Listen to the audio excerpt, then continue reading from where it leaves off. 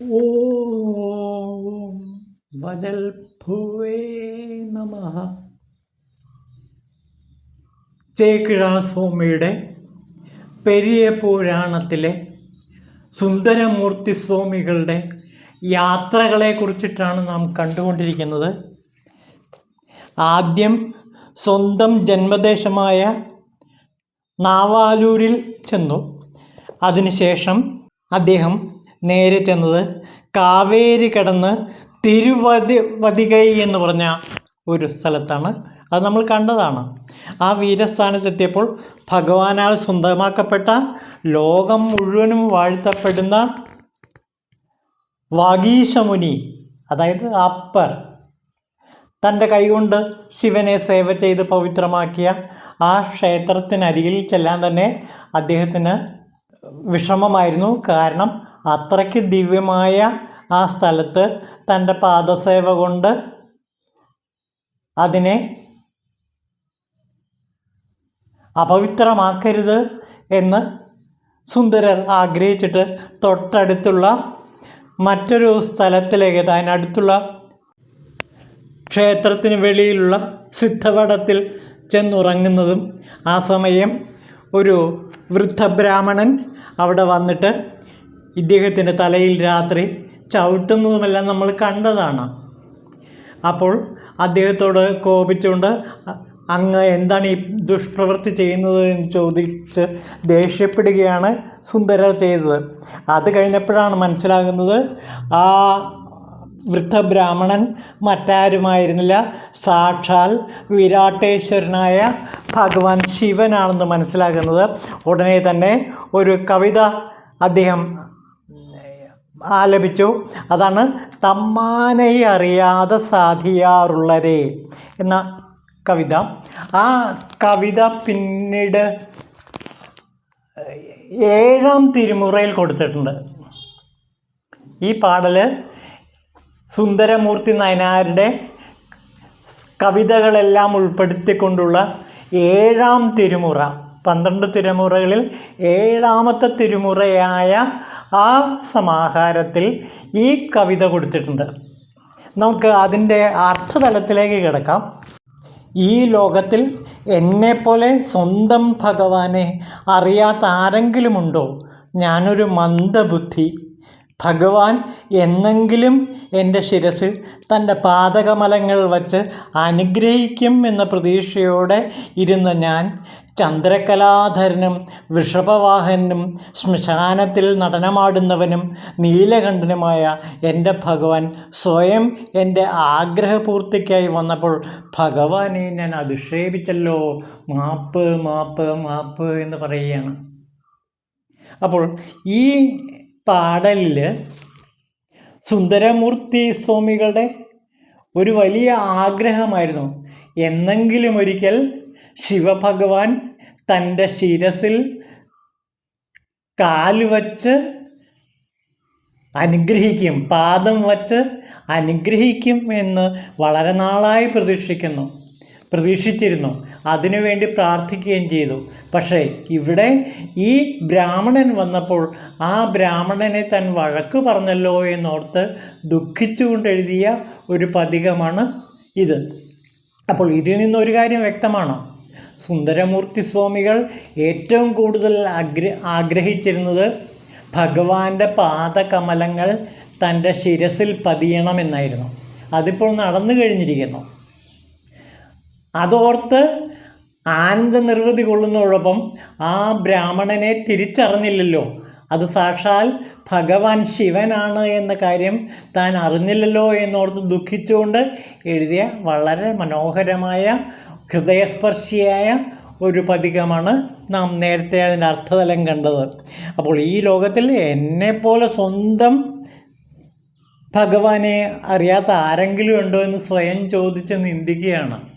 അപ്പോൾ അത്രയ്ക്ക് ഒരു വിഷമം ഇദ്ദേഹത്തിൻ്റെ മനസ്സിൽ തട്ടി. എന്നാലും ഭഗവാൻ തൻ്റെ നിരന്തരമായ ആഗ്രഹം സഫലീകരിച്ചല്ലോ എന്നോർത്ത് ആനന്ദപുളീതനാകുകയും ചെയ്തു.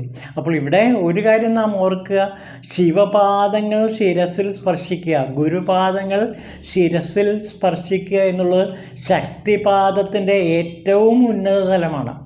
ഇതിന് ശക്തിപാദം എന്നാണ് പറയുക. ഗുരു തൻ്റെ പാദകമലങ്ങൾ ശിഷ്യൻ്റെ ശിരസിൽ വച്ചാൽ അത് ഏറ്റവും വലിയ ശക്തിപാദമാണ്. ശക്തിപാദം എന്ന് വെച്ചാൽ ഗുരുവിൻ്റെ എല്ലാ അനുഗ്രഹ വിശേഷങ്ങളും ആ ശിഷ്യനിലേക്ക് നിറഞ്ഞു കവിഞ്ഞൊഴുകുന്ന ഒരു നിമിഷമാണ് ഈ ശക്തിപാദം. അത് പാദങ്ങൾ, ഭഗവാന്റെ ഗുരുവിൻ്റെ പാദങ്ങൾ ശിഷ്യൻ്റെ ശിരസിലർപ്പിക്കുക. ശിരസ് എന്നുള്ളത് നാം നേരത്തെ കണ്ടു, കാശിയാണ്. സാക്ഷാൽ മനുഷ്യ ശരീരത്തിലെ കാശി, അതായത് സഹസ്രാരപത്മം വിളങ്ങുന്ന ആ ബ്രഹ്മരന്ധ്ര ഉള്ള ആ സഹസ്രാരപത്മത്തിൽ വിളങ്ങുന്ന ശിവപാർവതിമാർ നടനമാടുന്ന, നടരാജ നൃത്തം നടത്തുന്ന ആ സ്ഥലമാണ് നമ്മുടെ ശിരസ്. ആ ശിരസിലാണ് പാദങ്ങൾ കൊണ്ട് ഗുരു സ്പർശിക്കുന്നത്. അതിലൂടെ ഗുരുവിൻ്റെ എല്ലാ അനുഗ്രഹ വിശേഷങ്ങളും, എല്ലാ ശക്തിവിശേഷങ്ങളും, എല്ലാ തപസിദ്ധികളും ശിഷ്യനിലേക്ക് പകരുകയാണ് ചെയ്യുന്നത്. ഇതാണ് ശക്തിപാദം. അതാണ് ഗുരുവിൻ്റെ പാദങ്ങളെ എപ്പോഴും ശിഷ്യന്മാർ അങ്ങേയറ്റം ഭയഭക്തി ബഹുമാനങ്ങളോടെ പൂജിക്കുകയും ആരാധിക്കുകയും അതിന് അർച്ചന ചെയ്യുകയുമെല്ലാം ചെയ്യുന്നു. അപ്പോൾ പാദുക പൂജ വളരെ പ്രധാനപ്പെട്ടതാണ് സന്യാസലോകത്തിൽ. സന്യാസലോകത്തിൽ മാത്രമല്ല, ഭക്തരുടെ ഇടയിലും ഗുരുവിൻ്റെ പാദുകങ്ങൾ വച്ചിട്ട് പൂജിക്കുന്ന ഒരു മഹനീയമായ ഒരു അനുഷ്ഠാന കർമ്മം ഉണ്ട്. ഈ ഗുരുപാദുകാഷ്ടകം, ശങ്കരൻ്റെ ഗുരുപാദുകാഷ്ടകം വളരെ പ്രശസ്തമാണ്. എല്ലാ ഗുരുക്കന്മാരുടെയും പാദകമലങ്ങളെ ശിഷ്യന്മാർ നിരന്തരം ഈശ്വരനായിക്കൊണ്ട് തന്നെ, ഗുരുവായിക്കൊണ്ട് തന്നെ പൂജിക്കാറുണ്ട്. ഗുരുവിൻ്റെ പാദങ്ങളെടുത്ത് എപ്പോഴും നമസ്കരിക്കാറുണ്ട്. ഗുരുവിൻ്റെ സമാധിക്ക് ശേഷവും ഈ ഗുരുപാദുകമാണ് പലപ്പോഴും തങ്ങളുടെ ആരാധനയ്ക്ക് വേണ്ടി ശിഷ്യന്മാർ ഉപയോഗിക്കുന്നത്. അപ്പോൾ അത്രയ്ക്ക് സവിശേഷതയാർജിച്ചതാണ് ഗുരുവിൻ്റെ പാദങ്ങൾ. പാദപൂജ, ഗുരുപാദപൂജ എല്ലാ ശിഷ്യന്മാരും ചെയ്യുന്നതാണ്. ഗുരുവിൻ്റെ പാദത്തെ പൂജിക്കുക. എന്താണ് പറയുന്നത്? നമോ നമ ഗുരുപാദുകം എന്നാണ് പറയുന്നത്. നമോ നമ ഗുരുപാദുകം എന്ന് പറഞ്ഞിട്ട് എല്ലാ ഗുരുക്കന്മാർക്കും അവരുടേതായ സ്തോത്രങ്ങളുണ്ട്, ഗുരുപാദുക സ്തോത്രങ്ങളുണ്ട്. നമോ നമ ഗുരുപാദുകാഭ്യാം എന്നാണ് എല്ലാ സ്തോത്രവും അവസാനിക്കുന്ന ഭാഗം. എല്ലാ ഗുരുപാദുകങ്ങളെയും ഞാനിതാ നമസ്കരിക്കുന്നു എന്നാണ് അതിൻ്റെ അർത്ഥം.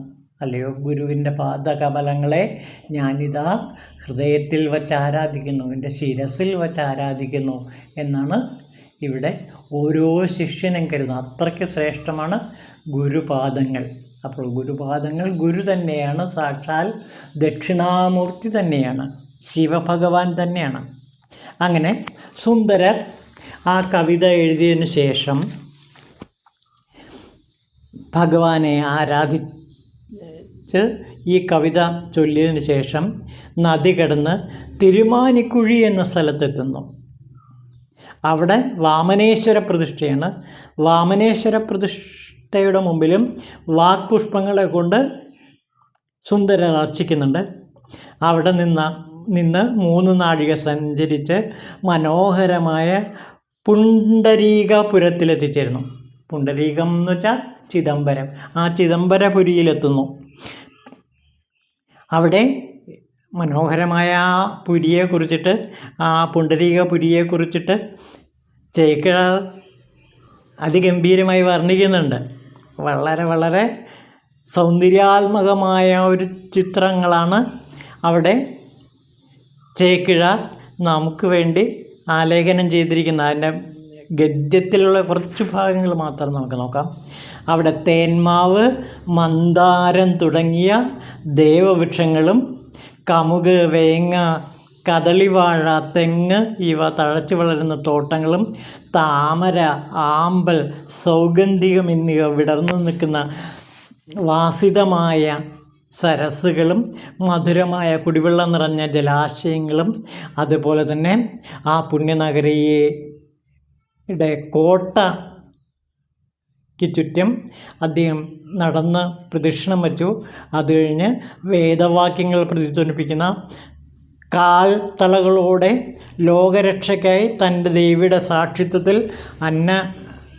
ആനന്ദ നടനം ചെയ്യുന്ന വേദാധിപതിയായ ഭഗവാനെ കാണാൻ വേണ്ടി ആ ഗോപുരത്തിലേക്ക് കയറുകയാണ്. ആ ഗോപുരങ്ങളെക്കുറിച്ചിട്ടും വളരെ ശ്രദ്ധേയമായ വർണ്ണനകൾ തിരുമൂലദേവൻ്റെ കഥ വിവരിച്ച ചേക്കിഴാർ ഈ പെരിയ പുരാണത്തിൽ വർണ്ണിക്കുന്നുണ്ട്. ആ പരിശുദ്ധ ക്ഷേത്രത്തിൻ്റെ ഉന്നതങ്ങളായ 4 ഗോപുരങ്ങളും സൃഷ്ടികർത്താവായ ഹിരണ്യഗർഭൻ്റെ 4 മുഖങ്ങളെന്ന പോലെ ശോഭിച്ചു. ശുഭ്രമായ സരസ്വതി കൂടി കൊള്ളുന്ന ആ നാവുകളിൽ നിന്നുയരുന്ന വേദമന്ത്രങ്ങൾ പോലെ ആ ഗോപുരങ്ങളിൽ നിന്നും മധുര ശബ്ദത്തിൽ മണികൾ മുഴങ്ങി 4 ദിക്കുകളിലും വ്യാപിച്ചു. സുന്ദരൻ വടക്കേ ഗോപുരം വഴി നഗരയ്ക്കുള്ളിൽ പ്രവേശിച്ചു.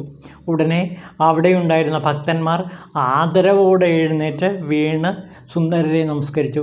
സുന്ദരരും ഉടനെ അവരെ പ്രത്യഭിവാദനം ചെയ്തു. പിന്നീട് സുന്ദരർ ഭഗവാന്റെ ഉത്സവ സമയത്ത് എഴുന്നള്ളിക്കാറുള്ള ആ മണിമാളികളോടുകൂടിയ മഹത്വമേറിയ വീതിയിലെത്തി.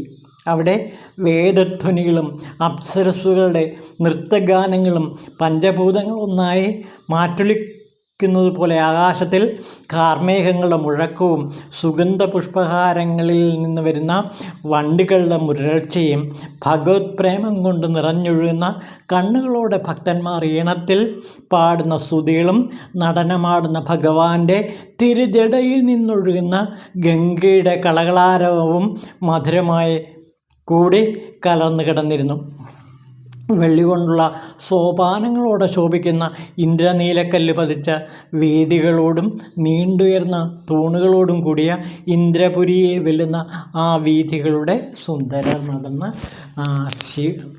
വിഗ്രഹത്തെ, നടരാജ വിഗ്രഹത്തെ അദ്ദേഹം കാണുകയാണ്. ആ രംഗവും വിരിക്കുന്നത് അഹോ 3 ലോകങ്ങളിലെയും സൗന്ദര്യവും പവിത്രതയും ഈ പുണ്യൻ നഗരിയിൽ ഒത്തുചേർന്നിരിക്കുന്നു എന്നാണ് അവസാനമായിട്ട് ചേക്കിഴാർ സ്വാമികൾ ഈ രംഗം വിവരിക്കുന്നത്. അങ്ങനെ സ്വന്തം കവാടത്തിൽ ഭക്താഗ്രഹിണികളായ പതഞ്ജലി, വ്യാഘ്രപാദർ, ഭാർഗവൻ, കമലാസനൻ, നാരായണൻ, നാരദൻ, തുമ്പുരു തുടങ്ങിയ മുനിമാർ സുന്ദരർ കാണുന്നുണ്ട്. ആദിയിൽ ബ്രഹ്മാവിനും വിഷ്ണുവിനും കണ്ടെത്താൻ കഴിയാതിരുന്ന പൊൻപാദങ്ങളിൽ വേദധ്വനികൾ മുഴക്കുന്ന തങ്കത്തളകളുടെ ചിൽസ്വഭയിൽ താണ്ഡവ നൃത്തം ചെയ്യുന്ന അലൗകിക സൗന്ദര്യ തിടമ്പായ ഭഗവാനെ കണ്ട് സുന്ദരർ അവിടെ എല്ലാം മറന്ന് പരമാനന്ദ നിർവൃതിയിൽ ലയിച്ചു. അദ്ദേഹത്തിൻ്റെ കണ്ണുകൾ എല്ലാ ജ്ഞാനേന്ദ്രിയങ്ങളുടെയും കർമ്മങ്ങളെ ഏറ്റെടുത്തു എന്നാണ് പറയുന്നത്. അതായത് കാണലും കേൾക്കലും മണക്കുകയും രുചിക്കുകയും സ്പർശിക്കുകയും എല്ലാം തന്നെ ആ കണ്ണുകളെ കൊണ്ട് തന്നെ അദ്ദേഹം ചെയ്തു എന്നാണ് പറയുന്നത്. അന്ധകരണം മനസ്സിൽ ലയിച്ചു. സത്വം, രജസ്, തമസ് എന്നീ ത്രിഗുണങ്ങൾ പരിശുദ്ധമായ സാത്വികാവസ്ഥയിലേക്ക് എത്തിച്ചേർന്നു. ഹൃദയത്തിൽ ദിവ്യപ്രേമം അണപൊട്ടിയൊഴുകി താങ്ങാനാവാത്ത ആനന്ദത്തിൻ്റെ വേലിയേറ്റത്തിൽ അഖണ്ഡാനന്ദ നിർവൃതിയിൽ സുന്ദരർ ആമഗ്നനായി. ആ സുന്ദര നേത്രങ്ങളിൽ നിന്നും ഹർഷാശ്രുക്കൾ അരുവിയായി ഒഴുകി എന്നാണ് ചേക്കിഴാർ പറയുന്നത്. താമരമൊട്ടുകൾ പോലെയുള്ള കരങ്ങൾ ആരാധനയോടെ ശിരസ്സിന് മുകളിലേക്ക് ഉയർന്നു. മധുരസ്വരത്തിൽ ലഹരി പിടിപ്പിക്കുന്നത് പോലെ മനോഹരമായ ഒരു നടരാജ സ്തുതി അദ്ദേഹം സുന്ദരമൂർത്തി സ്വാമികൾ ആലാപനം ചെയ്തു. അപ്പോൾ ആ സുന്ദരമൂർത്തി സ്വാമികളുടെ നടരാജ കീർത്തനം വളരെ പ്രശസ്തമാണ്. നമുക്ക് അതിനെക്കുറിച്ച് പിന്നീട് പറയാം. ഓം ശിവായ തിരുമൂലദേവായ നമഃ. ഓം ശിവായ രമണായ നമഃ.